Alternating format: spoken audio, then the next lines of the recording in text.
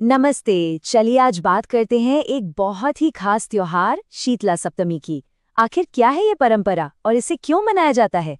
आइए इसे थोड़ा और करीब से समझते हैं। तो सबसे पहले तारीख की बात कर लेते हैं। साल 2026 में शीतला सप्तमी कब है? तो नोट कर लीजिए, ये तारीख है 10 मार्च। और हाँ, दिन पड़ेगा मंगलवार का। अच्छा, तो तारीख तो हो गई 10 मार्च, पर सवाल ये है कि यही तारीख क्यों? कोई और दिन क्यों नहीं? इसके पीछे ना पूरा ज्योतिष का गणित है। चलिए देखते हैं कि ये खास दिन आखिर चुना कैसे जाता है। तो देखिए, पंचांग के हिसाब से 10 मार्च 2026 को संवत 2082 चल रहा होगा। शक होगा 1947 और महीना है चैत्र, उसका कृष्ण पक्ष। और सबसे जरूरी, उस दिन होगी सप्तमी तिथि यानी 7वां दिन। ये सारी चीजें जब एक साथ मिलती हैं तब जाकर ये दिन तय होता है। अब यहाँ एक बहुत ही जरूरी नियम आता है। शास्त्रों में कहा गया है कि पूजा तभी होनी चाहिए जब सप्तमी तिथि मध्याह्न व्यापिनी हो।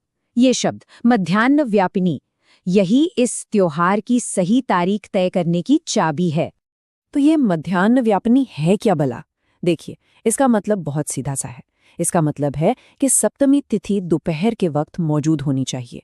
बस यही वो नियम है जो पूजा का सही दिन तय करता है। और 10 मार्च 2026 को ये शर्त एकदम फिट बैठ रही है। चलिए, कब का जवाब तो हमें मिल गया है। अब आते हैं सबसे बड़े सवाल पर। क्यों? आखिर ये त्योहार मनाया ही क्यों जाता है? इसके पीछे सिर्फ श्रद्धा ही नहीं, बल्कि कुछ सांस्कृतिक और आप कह सकते हैं वैज्ञानिक कारण भी जुड़े हैं। आइए इन्हें जानते हैं। तो असल में शीतला सप्तमी मनाने का मकसद क्या है? इसका जवाब ना बड़ा मजेदार है, क्योंकि इसकी सिर्फ एक वजह नहीं है, बल्कि कई परतें हैं। तो देखिए, इसके दो मुख्य पहलू हैं। एक तरफ तो ये मौसम में हो रहे बदलाव का संकेत है, मतलब गर्मियों की शुरुआत हो रही है, तो शरीर को भी तैयार करना है। इसीलिए गर्म खाने से ठंडे खाने की तरफ जाने की बात होती है, ताकि शरीर का तापमान माहौल के साथ सेट हो जाए। और दूसरी तरफ जाहिर है इसका गहरा धार्मिक महत्व है। ये देवी शीतला के सम्मान में की जाने वाली एक पुरानी परंपरा है। और यहाँ एक हैरान करने वाली बात है, जो शायद बहुत से लोगों को नहीं पता होगी।